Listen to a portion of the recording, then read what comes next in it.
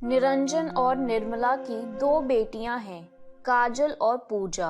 काजल का रंग काला है और पूजा का रंग गोरा।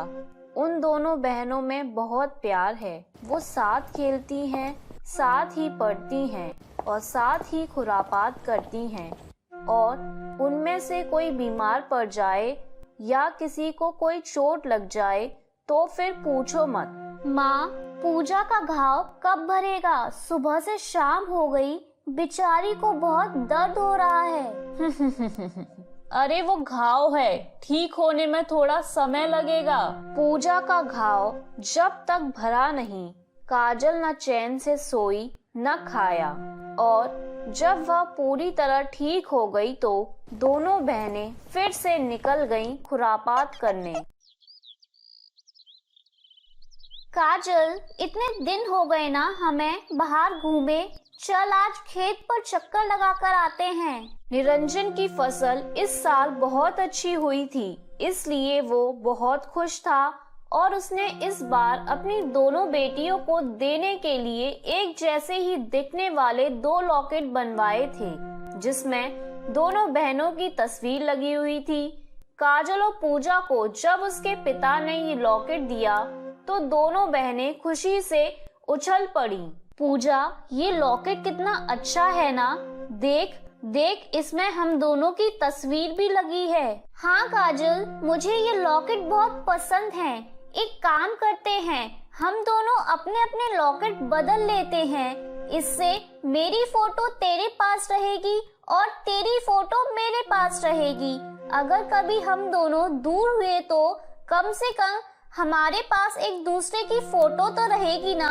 पर हम दूर क्यों होंगे? मुझे तो हमेशा तेरे साथ ही रहना है, तेरे बिना नहीं रहना। निरंजन और निर्मला दोनों बहनों के प्यार को देखते तो उनकी आंखें भर आती। इन दोनों बहनों के प्यार को किसी की नजर न लगे।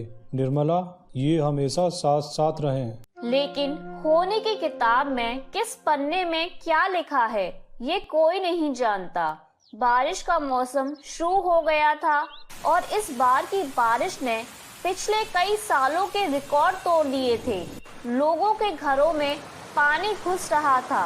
लोग अपने अपने घरों को छोड़कर सुरक्षित स्थान पर जा रहे थे। निरंजन का परिवार भी पानी के बीच से होकर अपने लिए सुरक्षित स्थान की तलाश में जा रहा था।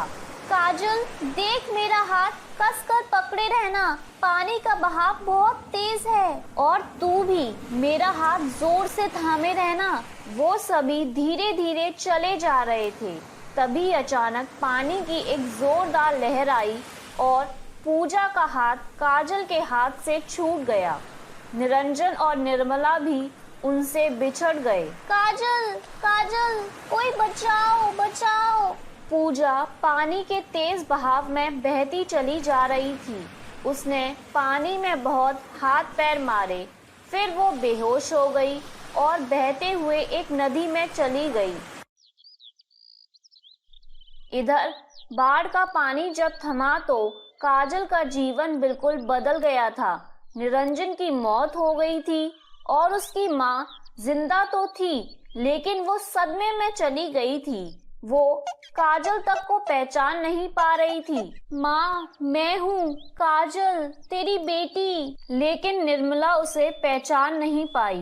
काजल ने अपनी बहन को बहुत ढूंढा, लेकिन वो नहीं मिली। इधर पूजा नदी के बहाव में बहती हुई समुद्र में चली गई। वहाँ मछुआरों ने अपना जाल बिछा रखा था। वो उस जाल में फंस गई। मछुआरों ने जब जाल खींचा और उसमें एक लड़की को देखा तो भाइयों, ये लड़की कहाँ से आ गई हमारे जाल में? हमें शर्मा सेठ को बतानी होगी इसके मिलने की बात। शर्मा सेठ मछुआरों के बहुत बड़े कारोबारी थे। वो मछलियों को देश के हर कोने में सप्लाई करते थे। सारे मछुआरे उन्हीं के अंडर काम करते थे। मछुआरों ने पूजा को शर्मा सेठ को सौंप दिया। अरे, ये बच्ची कहाँ मिली तुम लोगों को? शर्मा जी ने उस बच्ची के सीने पर अपना कान लगाया। उसकी दिल की धड़कन चल रही थी, लेकिन बहुत धीरे धीरे। वो बच्ची को लेकर तुरंत हॉस्पिटल पहुँचे।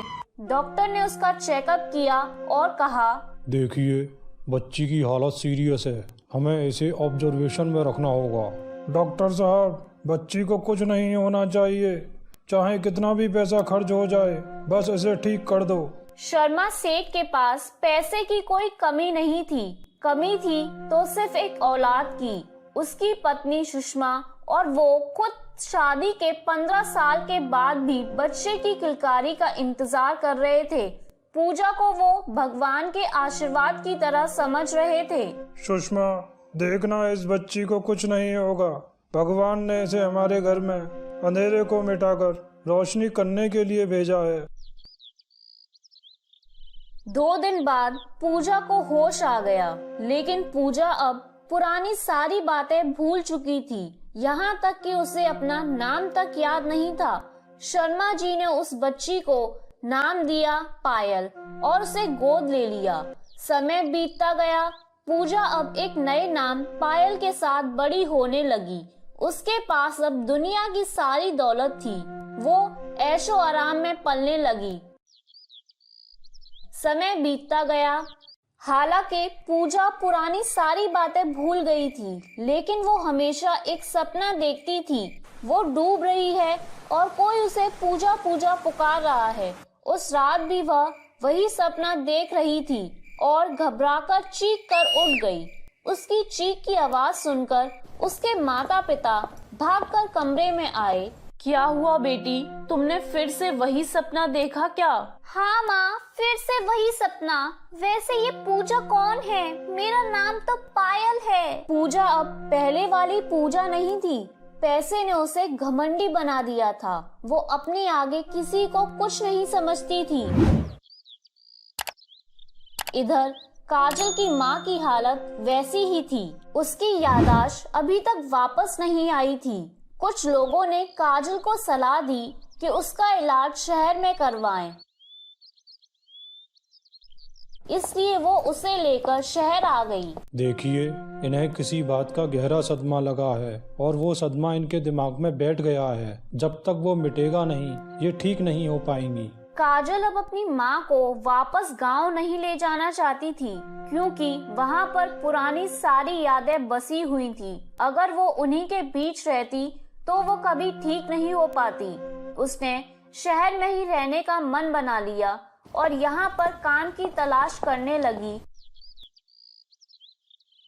सहयोग से उसे पूजा के यहाँ नौकरी का काम तो मिल गया, लेकिन पूजा काजल के रंग के कारण उसे बिल्कुल पसंद नहीं करती थी और हमेशा उसका मजाक उड़ाती रहती थी। ओए काली बंदरिया, इधर आ, जरा मेरे सिर में दर्द हो रहा है, फटाफट से तेल मालिश कर दे। जी मेम साहब। पूजा काजल से घर का सारा काम करवाती और हर बात पर उसका मजाक उड़ाती।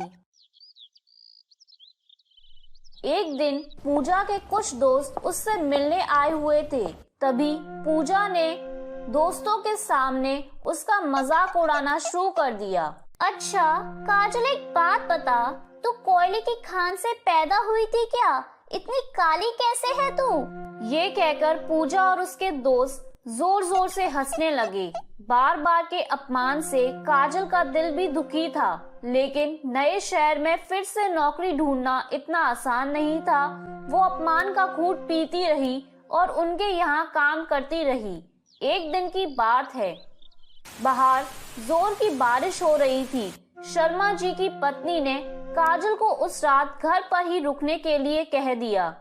बाहर मूसलाधार बारिश हो रही थी। पूजा को जब ये पता लगा कि काजल वहाँ रुकी है, तो उसने उसे बुलाकर कहा, एक काली बंदरिया, इधर आ। सुन, एक काम कर, आज मूसलाधार बारिश हो रही है। आज सही मौका है तेरी काली चमड़ी को गोरा करने का। जा, बारिश में जाकर खड़ी हो जा। मैं भी देखती हूँ तेरी काली चमड़ी कितनी पक्की है। ये आप क्या कह रही हैं मालकिन? भला इस तरह से किसी का रंग कैसे बदल जाएगा? तुझे जो बोला है वो कर, नहीं तो अपना हिसाब कर और दफा हो यहाँ से। कल से आने की कोई जरूरत नहीं है, समझी? काजल मजबूर थी। वो बारिश में खड़ी होकर भीगने लगी। और पूजा जोर जोर से हंसने लगी। अचानक न जाने ऐसा क्या हुआ कि हंसते हंसते पूजा के गले का लॉकेट नीचे गिर गया। ये वही लॉकेट था जो बचपन में काजल और पूजा के पिता ने उन्हें दिया था। पूजा उस लॉकेट को उठाने लगी, तभी बारिश में भीगती हुई काजल की नजर उस लॉकेट पर पड़ गई। उस लॉकेट को देखकर वो चौंक गई। अरे, ये तो वही लॉकेट है जो पिताजी ने हम दोनों बहनों को दिया था, लेकिन ये मेम साहब के पास कहां से आ गया? अगली सुबह की बात है। काजल को शर्मा जी से पूजा के मिलने की सारी कहानी पता चली। वो सच जानकर बहुत खुश हुई कि उसकी बहन जिंदा है। उसकी याद में न जाने उसने कितने दिन रोकर गुजारे थे और आज भी हर दिन वो उसे याद जरूर करती थी। लेकिन काजल ये बात चाहकर भी पूजा को नहीं बता सकती थी, क्योंकि उसे ये बात बताकर भी कोई फायदा नहीं होता। वो तो पुरानी सारी बातें भूल चुकी थी। हालांकि उसने जब ये बात अपनी माँ को बताई तो उनकी तबीयत में तेजी से सुधार होने लगा। हाँ माँ, हमारी पूजा जिंदा है। मैं उसी के यहाँ काम करती हूँ। क्या क्या क्या क्या कहा? क्या मेरी बेटी जिंदा है? मेरी पूजा जिंदा है तो ले चल मुझे उसके पास। माँ, उसका कोई फायदा नहीं होगा क्योंकि वो हमें नहीं पहचान पाएगी। एक दिन की बात है। पूजा काजल का मजाक उड़ाने और उसे अपमानित करने के लिए उसे एक डिस्को में ले गई। डिस्को में उसके कई सारे दोस्त आने वाले थे। वो सभी आए। क्या बात है पायल, तेरी बहन को डिस्को वालों ने एंट्री कैसे दे दी? वो क्या है ना, स्मार्ट लोगों को ही एंट्री मिलती है ना। अरे यार, बड़े पापड़ बेलने पड़े। वो तो मैं इसे इसलिए साथ ले आई क्योंकि काला साथ रहेगा तो मुझे नजर नहीं लगेगी। उसकी बात सुनकर सभी लोग हंसने लगे। बेचारी काजल चुपचाप खड़े सभी को देख रही थी। तभी डिस्को में आए दूसरे कुछ लड़के नशे में थे। वो पूजा की बात सुनकर पूजा के साथ बदतमीजी करने लगे। हाँ, ये तो तुमने बिल्कुल सही कहा कि तुम इतनी सुंदर हो कि तुम्हें किसी की भी नजर लग सकती है। लेकिन टेंशन नहीं लेने का। अरे, हम बन जाएंगे तुम्हारे लिए काजल। क्यों भाई लोगों, हैं? ये कहकर उन लड़कों ने उसका हाथ पकड़ लिया और अपनी ओर खींचने लगे। अरे, ये क्या कर रहे हो? छोड़ो छोड़ो मुझे। अरे, ऐसे कैसे छोड़ दें तुम्हें? हमारे बिना नजर लग गई तो? ये कहकर उन बदमाशों ने चाकू निकाल लिया। पायल के सारे दोस्त ये देखकर भाग गए, लेकिन काजल को अपनी बहन के साथ हो रही बदतमीजी बिल्कुल पसंद नहीं आई और वो उन लड़कों से भिड़ गई। ओए तेरी, देख रहा है इस झांसी की रानी को? बहुत शौक चढ़ा है ऐसे लड़ने का। उस लड़के ने काजल पर चाकू से हमला कर दिया, लेकिन काजल ने खुद को बचाया। तभी कुछ और लड़के काजल को पकड़ने के लिए आ गए और काजल ने उन सब की जमकर पिटाई की। इस बीच में काजल के गले का लॉकेट खुलकर नीचे गिर गया। पायल की नजर जैसे ही उस लॉकेट पर गई, उसका सिर चकराने लगा और उसे सब कुछ याद आ गया। इसी बीच उस लड़के ने चाकू निकालकर फिर से काजल पर हमला करना चाहा। पायल चिल्लाकर बोली, काजल काजल। पायल के मुंह से अपना नाम सुनकर काजल को जोश आ गया। उसके बाद तो उन दोनों बहनों ने मिलकर उन सभी लड़कों को जमकर धोया। इस बीच डिस्को के मालिक ने पुलिस को फोन कर दिया। पुलिस उन लड़कों को पकड़कर ले गई। काजल मेरी बहन, तू आ गई, तू मेरे पास आ गई। दोनों बहनें एक दूसरे से मिलकर फूट फूट कर रोने लगी, लेकिन इस बार उनकी आंखों में खुशी के आंसू थे। तो मेरे प्यारे दोस्तों, कैसी लगी आपको मेरी ये कहानी? मुझे कमेंट करके जरूर बताएं और इसे अपने दोस्तों के साथ शेयर करें। और हाँ दोस्तों, अगर आपने अब तक मेरे चैनल को सब्सक्राइब नहीं किया है तो जल्दी से नीचे वाला काला बटन दबाकर सब्सक्राइब कर लें। तो मिलती हूँ मैं आप सभी से फिर एक नई कहानी के साथ। तब तक के लिए आप अपना ध्यान रखें। बाय बाय दोस्तों।